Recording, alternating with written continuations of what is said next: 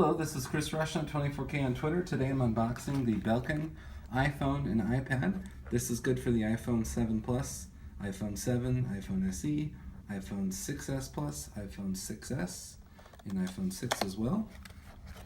This is a Kevlar DuPont coated cord.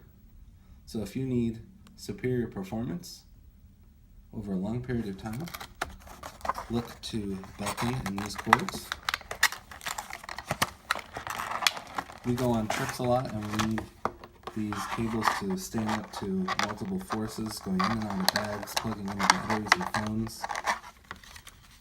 And there you have it. This is the Kevlar coated cable. This is the end tip, and as you can see, the plastic and rubber go all the way up to the side, as well as the Kevlar. And then the tip is covered in metal, as well as the rubber and plastic, and then the Kevlar again. So each side, metal to rubber, plastic, then Kevlar. And we like that it's super sturdy. And that's pretty much it for the cable.